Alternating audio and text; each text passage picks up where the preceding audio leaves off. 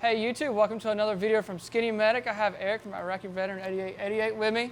Thank you for coming to my channel. Thank you for having me down to your place. Absolutely. We've had a great time. You've been very hospitable. Yeah, anytime, my man. Anytime.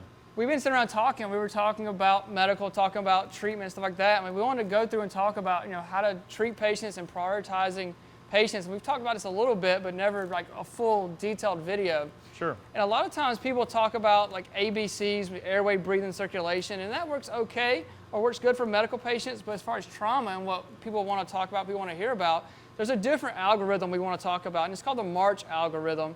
And this is what the military's adopted. This is what you're starting to see more of, like the pre-hospital trauma patients coming to, is treating massive hemorrhaging first, and then you've got airway, and then respiratory, and then circulation, and then heat loss. So you kind of go that order in treating your patients, and it helps you prioritize patients.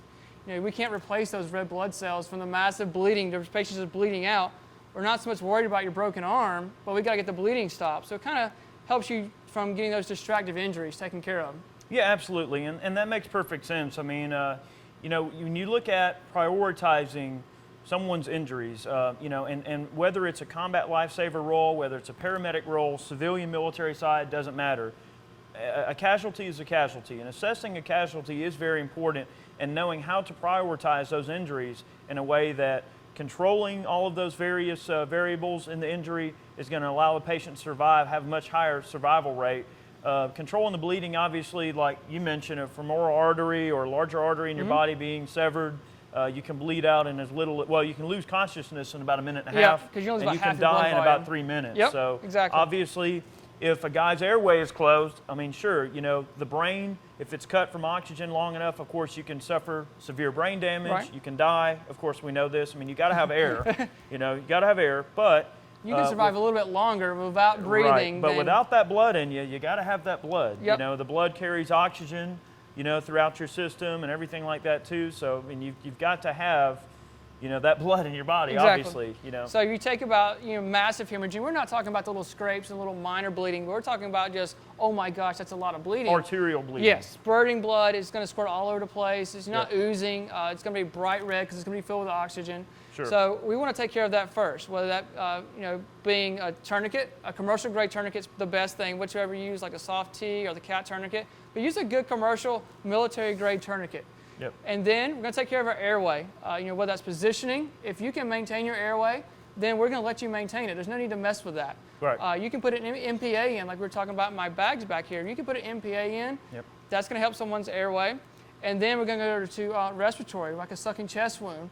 Sure. You get somewhere anywhere between the neck and the belly button, you can leak air, and that's bad. If it's leaking air here, that's bad. We want air going in and out of our mouth. Right. So if we can seal that, there again, using a commercial grade chest seal is the best. Now yes, you can use other things. A simple gloved hand will seal it. Cloth tape, you can use like a 4x4 bandage to kind of tape over that, and that's going to work.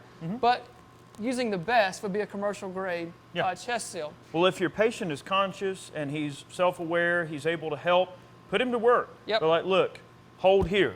Yeah, exactly. Do this. Tell him how to help himself, because sometimes, I've never been in a situation where I've had to treat a patient directly. I've had some light CLS training.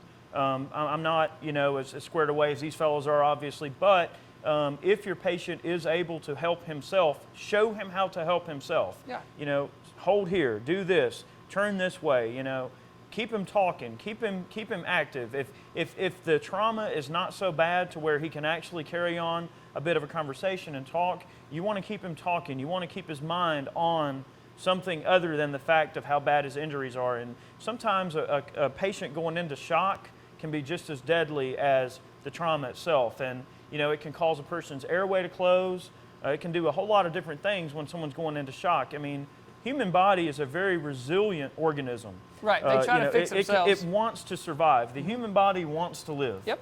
It's going to do everything it needs to live, but in that process, I think when people go into shock severely, it's when they realize they're not in control anymore. Yep. Once their body has started shutting down non-essential organs, it started shutting down certain processes that the body does to save energy and resources for fighting the trauma that's occurred to the body. So keeping someone calm and keeping them, keeping them from panicking, I think is a very important part of saving someone who's been really, really badly hurt. Exactly. You know, that's one of the things. You stay calm. And don't work.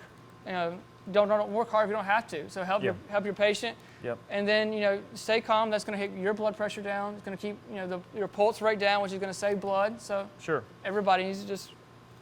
Well, what's the difference? I mean, like I know that like soldiers on a battlefield that get hurt, and then the medics that help those guys, they're in a very different situation because often the medics are under duress as well. They're under stress. I mean, they're getting shot at.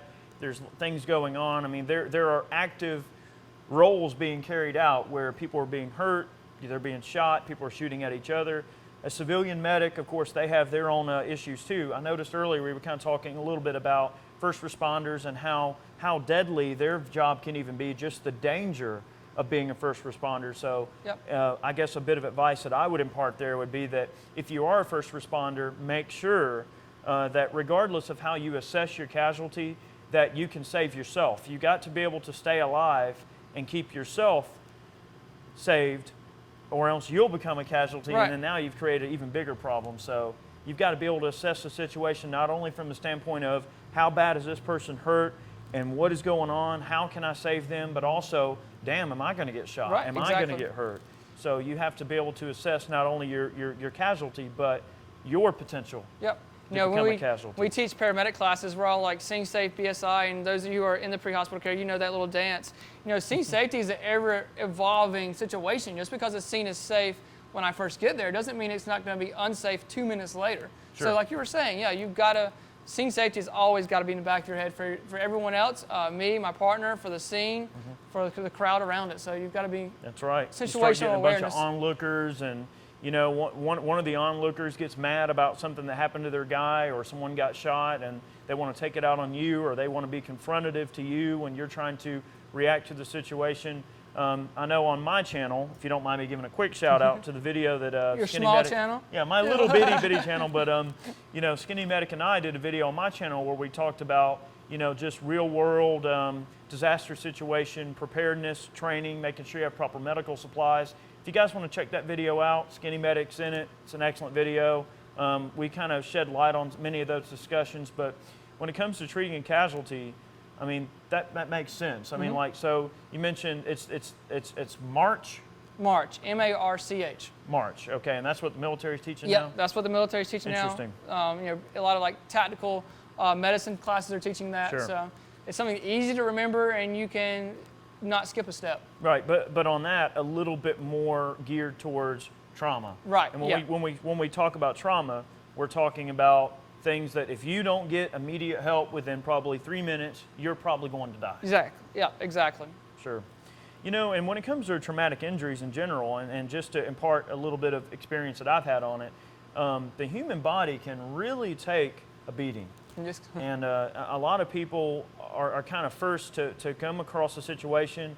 Like, for instance, look up photos of an accident scene. Look up photos of a disaster scene, of a military scene where, medics and first responders have taken photos when they first arrived on the scene.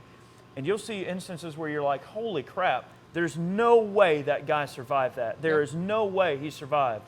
But I tell you what, he did. Yep. And there are so many instances where you're like, holy crap, the guy survived. The human body wants to stay alive. Don't write someone off just because they look like a puddle of goo on the ground, because you'd be surprised just how much damage the human body can take and still survive. That person might be able to be saved. So I know medics and paramedics, they won't do that. They're not going to write someone off just because of how badly they look hurt. You're always going to assess that casualty, but that's why this process is so important, because there might be a chance that person can be saved regardless of how severe the injuries may be. Exactly. I mean, the body starts shunning in, the blood starts pulling in from the arms and the legs, because the body knows it needs to keep this core alive. Yep. So when you see these people, they're going to look really bad. They're going to look sick. Yep. They're going to be pale, cool, diaphoretic, sweating really bad. They're going to look dead. They're going to look dead. Yeah. So the body's pulling all the blood in, which is why you're losing the color. Well, yeah, and then also, I believe the blood also helps regulate temperature too, yes, right? It does. So that's why it's drawing that blood inward, because you've got to maintain that core body temperature. Yep. It's trying to keep the most important organs in the body alive, which of course is the brain and the heart. And the heart. That's the two that are going to be the last to shut down when a medical situation or a trauma situation happens with your body. You know, the kidneys are going to take the body's like, I don't really need those. I can live without the kidneys. And it's going to start shutting stuff down, but it's like, I can't live without the heart and the brain. So those are two that are going to stay alive the longest. Yeah. But anyway, I think that's a very well, concise point and well thought out, and I'm glad that we could discuss this. I'm glad that you let me be on your channel today. I'm not an expert by any means. I don't do this for a living, but you know, I do kind of look at things somewhat logically, and I have got a little bit of military experience with CLS training and a little bit of that stuff, but don't just stop there. If you're one of those guys watching SkinnyMedic's videos and you've had some CLS training or even just some basic EMT stuff, don't stop there. Always expand your knowledge. Always look for better and more efficient ways to help people in the situations.